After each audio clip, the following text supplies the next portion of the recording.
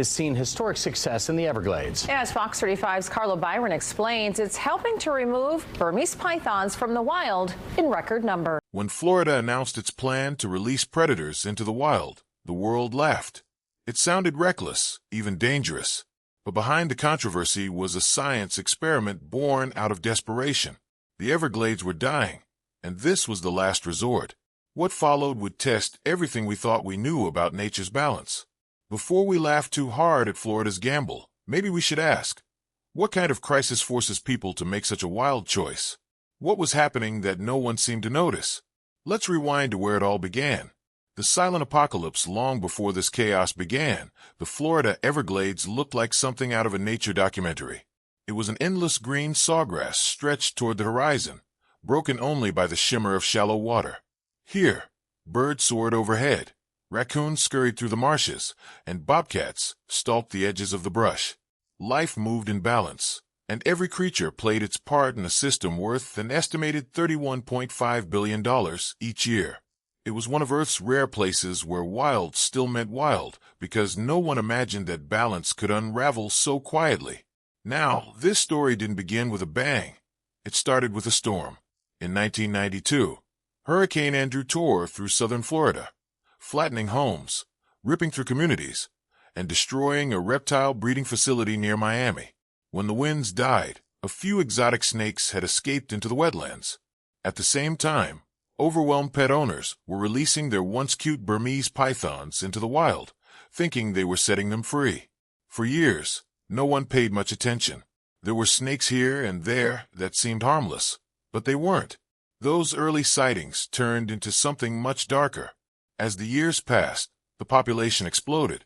What had started as a few released pets became an invasion, hiding in plain sight. Now, experts estimate anywhere from 100,000 to about 300,000 pythons slither through South Florida swamps.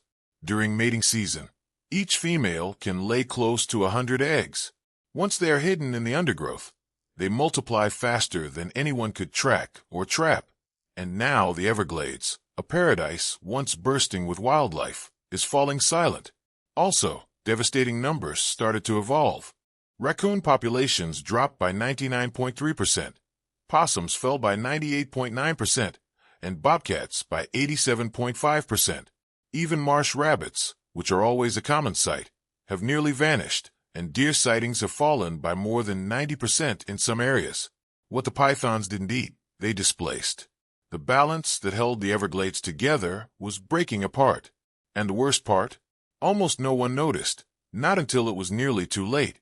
Now, we begin to think, why exactly were these snakes unstoppable? Because in Florida, every element of the environment seemed designed to help them thrive. The heat, the humidity, and the endless food supply created a perfect home. With no natural predators to keep them in check, they thrived.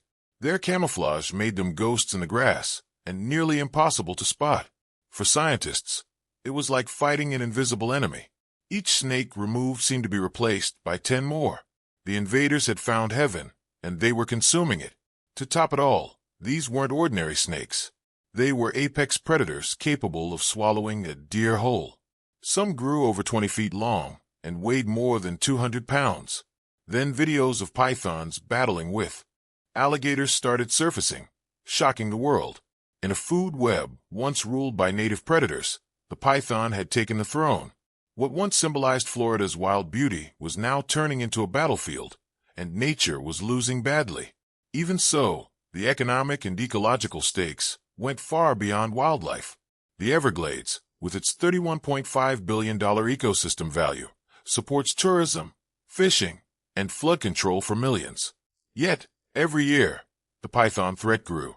Researchers and hunters have captured over 23,000 snakes, but that's barely 1% of what's out there. The rest remain unseen, silently breeding, spreading, and devouring, and the swamp that once pulsed with life now echoes with absence. And as officials searched for solutions, nothing seemed to work. The ecosystem was collapsing from within, and the laughter over Florida's crazy idea to fight back would soon turn into silence. The real joke was that while everyone mocked the plan, the apocalypse had already arrived. It wasn't loud or fiery. It was quiet, creeping, and all too real. For years, people believed there had to be a way to take the Everglades back. What came next proved how wrong that hope was. Desperation and failure at first. Florida's response to the python invasion looked like something out of an adventure film. Officials opened the gates to hunters, scientists, and anyone brave enough to wade through miles of swamp in search of the slithering invaders. In 2013, a 10-day event called the Florida Python Challenge that sounded both daring and desperate evolved. Basically, hundreds of people showed up, armed with traps, hooks, and nerves of steel, ready to do what decades of policy couldn't. By 2024, it had become an annual spectacle. That year alone, 857 participants from all across the U.S. and even Canada showed up to take on the Everglades' most notorious residents. They captured 195 Burmese pythons, capturing headlines and a round of applause from the public. The winner walked away with a $10,000 grand prize, hailed as a hero in the fight to save Florida's wild heart. For a moment, it felt like victory might finally be within reach. But as it turned out, the numbers hid a darker truth. A year later, the 2025 competition broke new records. The top hunter, Taylor Stanberry, caught about 60 pythons. This was literally the highest total in the event's history. Altogether, participants pulled out 294 snakes, a figure that sounded huge until you realized how small it really was compared to the estimated tens of thousands still slithering free. The Everglades wasn't healing, it was gasping, and the pythons were multiplying faster than anyone could count. To make up for the shortfall, the state brought in professionals. The South Florida Water Management District hired 24 elite hunters, paid hourly to stalk the swamps year-round. These weren't weekend adventurers. They were career python chasers, armed with everything science could offer. Still, the snakes always seemed one step ahead. So Florida tried something new, which was high-tech warfare. Engineers designed robotic rabbits that gave off heat and sent to trick pythons into striking. Dog teams were trained to sniff out reptile scent trails. Drones hovered above the wetlands, scanning for movement, and wildlife biologists even attached GPS collars to raccoons and possums to track where predators might be lurking. Some of the boldest experiments involved using scout snakes, fitted with tiny radio transmitters, to lead researchers to hidden breeding females. It was an ecological chess game. Humans were determined to win. Yet, the harder they fought, the faster the snakes seemed to spread. Since 2017, contractors have removed over 23,000 pythons from the wild. It sounds exceptional until you learn that experts believe that's less than 1% of the total population. Even massive removal campaigns barely made a dent. Every time a hunter pulled one out, dozens more hatched somewhere else. It was like trying to empty the ocean with a bucket. The frustration was hard to hide. Years of effort, billions in funding, and an endless list of experiments had led to the same sobering truth that the pythons weren't going anywhere. The best anyone could do was slow them down. Scientists began admitting publicly what many had quietly feared, which was that full eradication is impossible.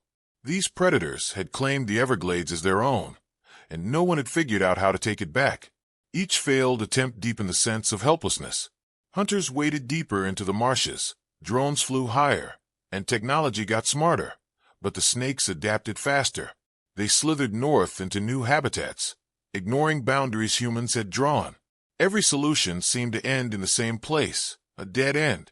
This growing sense of defeat pushed Florida to the edge.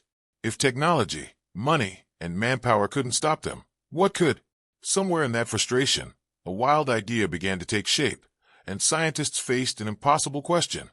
How do you fight an enemy you can't see, can't catch, and can't kill fast enough? The twisted gift from pythons. What if Florida's biggest problem wasn't the pythons slithering through the swamps, but something much smaller hiding inside them? You see, deep in the Everglades, a silent passenger arrived with the invaders, an unseen parasite that's now rewriting the state's ecological story. Its name is Rhylidiella orientalis, better known as the snake lungworm. And while the pythons grab attention from everyone normally, T.S. parasite is quietly bringing an entirely new kind of chaos. It all started with a hitchhiker no one could see. The lungworm originally came from Asia, tagging along with Burmese pythons before they found their way into Florida's wild. Once the snakes settled in, the parasite slipped into the local food chain, like it had been waiting for the moment. Firstly, the python droppings carried the worm's eggs into the swamp. Next, cockroaches fed on the waste. And lastly, lizards and frogs ate the roaches. Then, when native snakes went after those smaller prey, they swallowed the real threat without ever knowing it. Inside the snake's body, the larvae began their journey. They tunneled through the stomach and moved into the lungs, where they grew and fed. For many native snakes, especially smaller ones, this infection is brutal. The worms feed on blood and tissue, slowly choking the animal from the inside. Breathing becomes a struggle, energy fades, and some snakes simply starve to death because they can't hunt anymore. Researchers have found snakes suffering from pneumonia, open lung lesions, and in some cases, dozens of worms crawling out through the mouth. It's not something you forget once you've seen it. The real shock came when scientists discovered how far the lungworm had spread.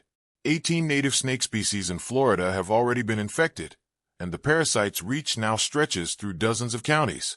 Some reports say as far north as Jacksonville and even toward the Panhandle.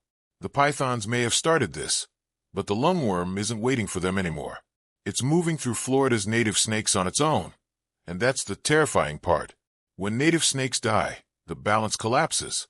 Rodents multiply, small predators lose their food source, and the ripple effect shakes entire ecosystems. These snakes are more than background players. They're pest control, prey, and predator all in one. Scientists fear that even if every python were removed tomorrow, the lungworm would still remain. It's here alive and thriving in the very species meant to keep Florida's wild in balance. However, there's one strange twist to this story. The Florida cottonmouth, a native pit viper, seems to resist the parasite's attack. No one knows why. Is it genetics? Diet? A natural immunity developed over time? Whatever the reason, it's one of the few hopeful mysteries in an otherwise grim picture. What began as a battle against giant snakes has turned into something far more complicated. An invisible invader is now spreading faster than the predator that brought it here. No cure, no treatment, and no clear way to stop it. Each infected snake means more parasites released into the wild, and every death leaves the ecosystem weaker. Florida's war against pythons was already tough. Now it's fighting an enemy too small to see, and one that's not going anywhere. The state thought it was dealing with a predator problem. Instead, it might be watching the slow birth of an entirely new plague. The deeper the crisis grew, the wilder the ideas became.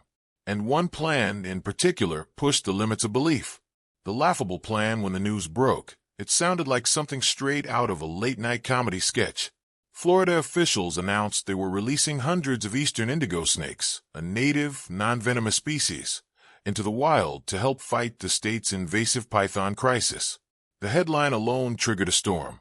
Within hours, social media was flooded with jokes, memes, and disbelief. Doesn't Florida have enough snakes already?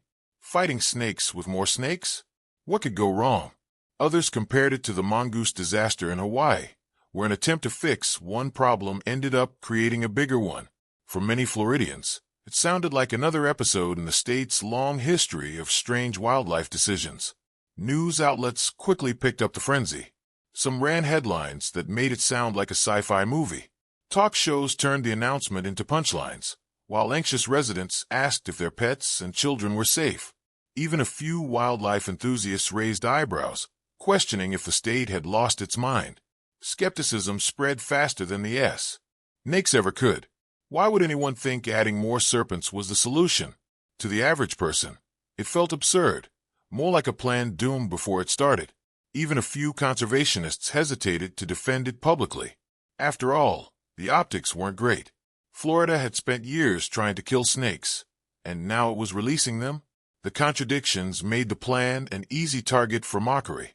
What few people realized, though, was that the eastern indigo snake wasn't the villain of the story. It had been the missing hero all along.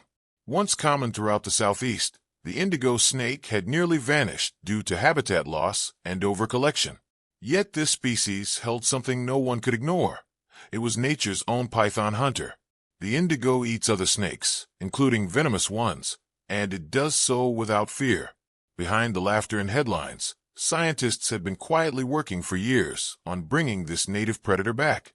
Teams from conservation organizations and wildlife agencies had been breeding indigos in captivity, restoring their habitats, and preparing for a careful reintroduction. What looked impulsive to the public was actually a plan decades in the making. Still, the timing couldn't have been worse. Florida's reputation for oddball decisions made it easy for people to assume this was another mistake waiting to happen. What no one knew was that behind all that noise was a rare glimpse of an old idea resurfacing, using balance, not bullets, to fix what humans had broken.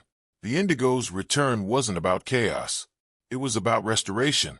While critics rolled their eyes, scientists saw something different, which is a chance to bring back a predator that once ruled the ecosystem before the python invasion ever began. They knew it would take patience, not panic, to see results. The laughter was loud, but the truth behind the plan was louder still. Florida wasn't acting out of desperation. It was taking a calculated step toward rebalancing a broken wilderness. And as mockery faded, one question lingered in the air. Could the answer to Florida's biggest ecological nightmare really come from another snake? Well, keep watching to find out. Meet the emperor deep in the pine forests of the American Southeast. A silent ruler, once moved through the undergrowth.